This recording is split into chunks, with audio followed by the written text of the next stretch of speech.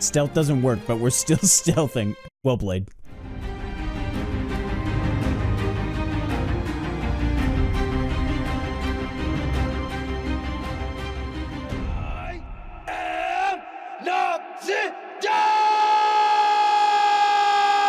Hey everyone, how's it going? Noxidar here, and welcome to the next reaction in Delicious in Dungeon, episode 3.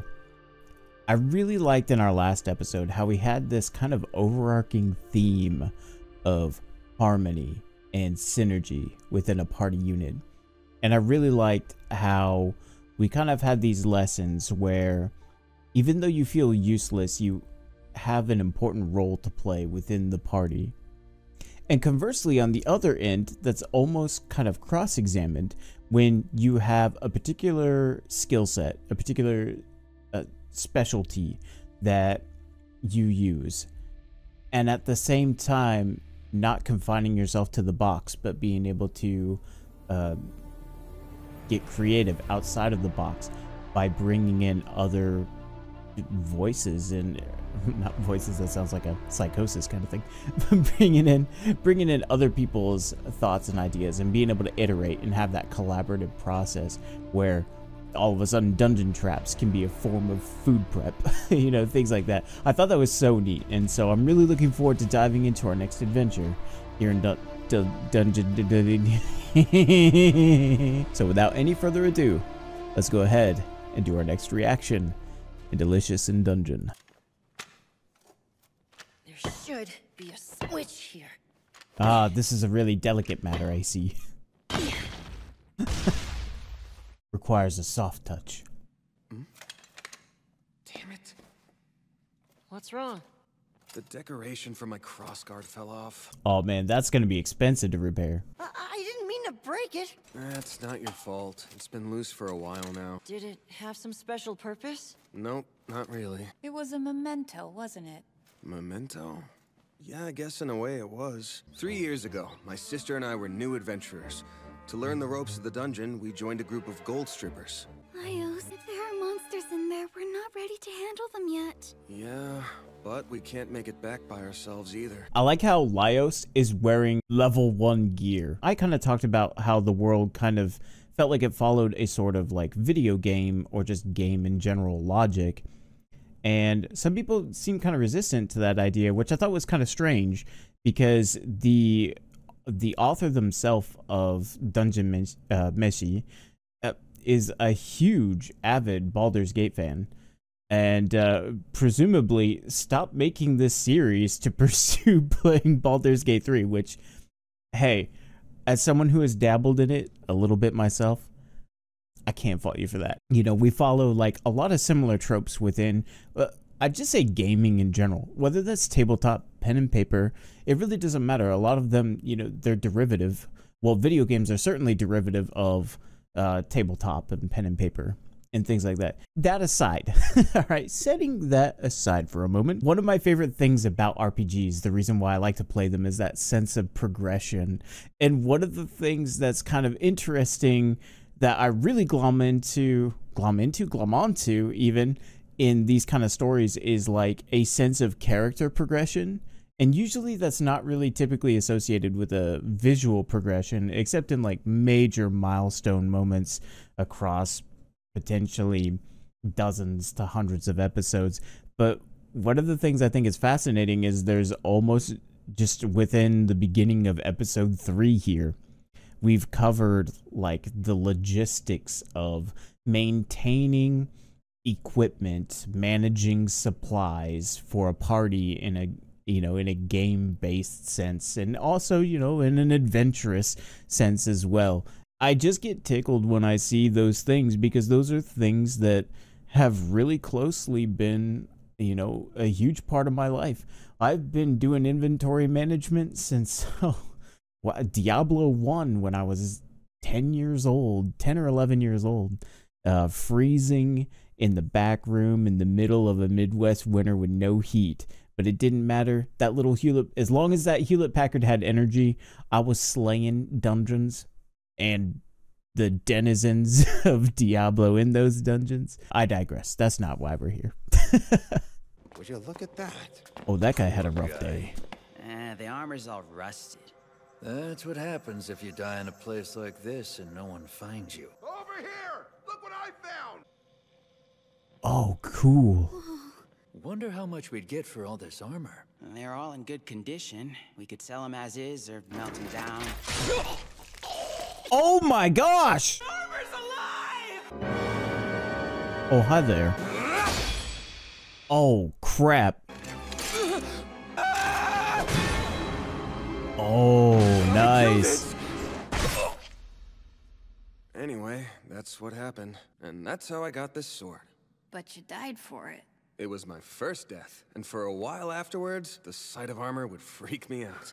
Thank goodness, episode 3, finally. Maybe the author gets into it a lot quicker within the manga, but I feel like here in episode 3, this is probably the most direct statement towards where that view on resurrecting and really just dying and the kind of associated feelings with it really kind of stem from. You know, I've read books on living armor, and not one of them mentions anything about their flavor. If you're so hell-bent on eating armor, you could always eat your own. True. Any one of them could move. So stay alert. Here we go! Let's see it, Senshi. Look at that teamwork right there. Hey, get his sword. It's cheaper than repairing.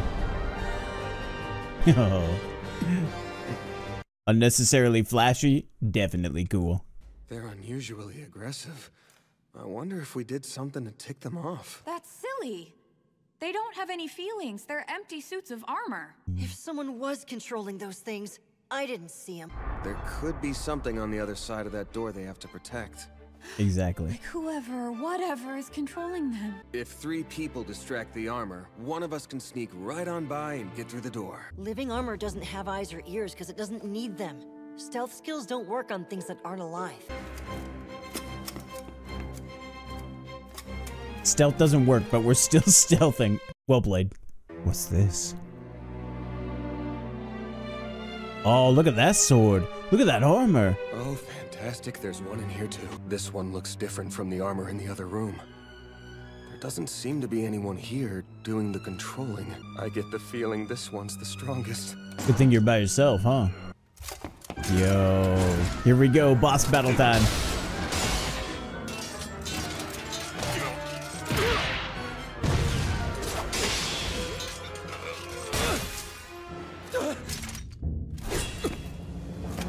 It was protecting its shield. What's that stuck to it? Wait, I've seen something like that before. It's like an egg. Eggs! We can eat eggs! There's more to these things. If it has no eyes or ears, why'd it bother picking up the helmet and straightening it? Why's it got eggs? I know why. There's a creature in it. That means we can eat them. I love how dramatic that was. Maybe it's a slime, but they don't move with precision. They just ooze. Maybe it's a horde of insects. No, I would have heard them scuttling around inside. This is definitely one of the things I like about Laios is he just is very pragmatic. He's really trying to decipher this. Although, kind of like in our first introduction of the character, I'm not sure this is like the most appropriate time to do it, but he's doing it. And so far, he's been fairly lucky since our adventure has started, so maybe he knows what he's doing. I'm not gonna find out standing here. I can't overpower it, so I'll outsmart it. I got it! If there's nothing here, why'd that other one even bother picking its helmet up? Wait, how can it not see me hiding over here? There's something about the helmet then. What's this?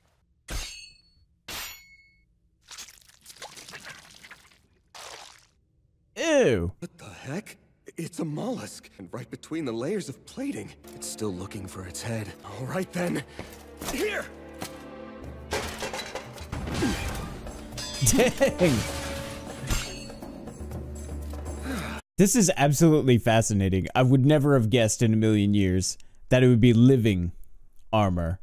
On their own, they're weak, but together, they use the armor like a structure, and that is how they could move like us.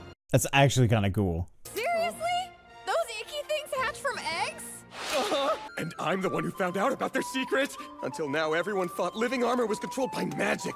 Wait till we tell the world about them. We're gonna blow some minds. They look pretty dang nutritious, don't they? Huh?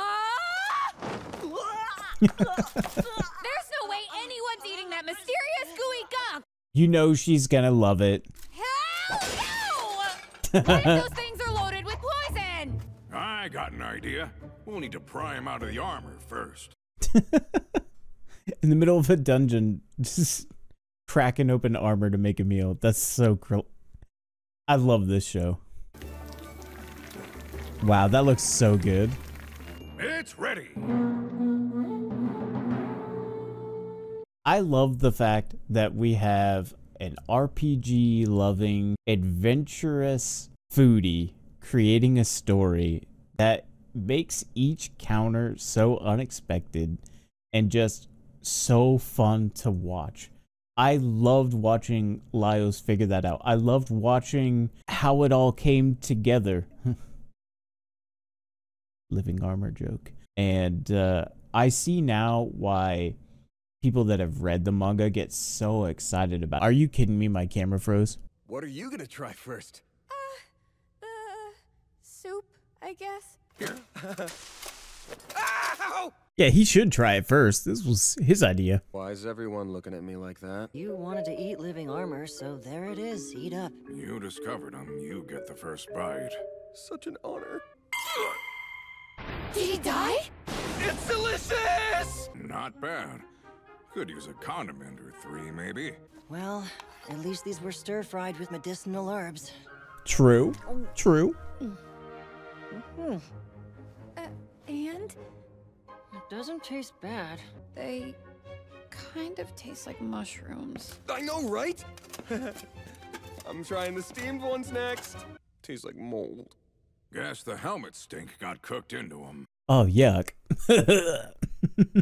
In all my years of eating monster in this here dungeon, I never would have dreamed I'd eat critters like those. I think one of the things I find endlessly fascinating as I watch through this is that not only are they discovering new things, they're discovering and challenging the precepts of even field guides and things that have just kind of been assumed knowledge. And I feel like there's a lesson in there. And maybe that's kind of the theme of this particular episode, is that of discovery.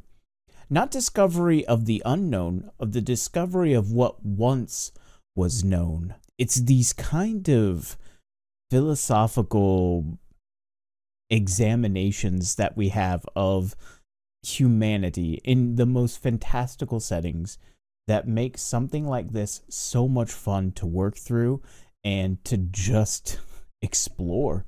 And that's kind of what I feel like we've done in this episode. Not only did we make a really kick-ass meal, we learned something new in the process. And hey, isn't that what living's all about after all? Sorry your old sword got broken. That one's pretty neat, though. Hey, Laios. If you're taking that, want me to check it to make sure it's not cursed? No, don't trouble yourself. It's not cursed at all, really. Totally not cursed. Is he keeping that for a pet? So, with a new sword in hand, the journey continues. And as they descend into the dungeon, the other three have no idea their party has gained a new member. If you would have told me that Laios is coming out of this episode with a living sword, I would have been like, what in the world are you talking about? What a perfect, just chef's kiss ending to that episode. I had so much fun with that. But yeah, I really do think the major theme that was going on in this episode was discovering not of the unknown, but of what once was known, and challenging those concepts to re-examine and to not necessarily accept the status quo of what we understand, that there is always something more that we can really dig into, that we can learn. If you think about it, this episode was 2 rooms long within a dungeon. Okay, 2 rooms and a descending staircase. One of the most fascinating things about fantasy is how you can hold a magnifying lens up to the human condition and you can move it around, and you can create situations that just defy our own reality, but at the same time can convey such a deeper, more meaningful message. It's one of the reasons I love the fantasy genre. This is the biggest shortcoming of my own, is when I first saw the trailer for this, I was thinking classical fantasy, adventure within a dungeon, and that was it. And just like this episode has demonstrated, there's more going on beneath the surface. Sometimes you gotta crack it open and fry it over a pan with oil and medicinal herbs. That was my takeaway. I really enjoyed this episode, and I'll see you in the next one. This is Noxidar, out. We'll see ya.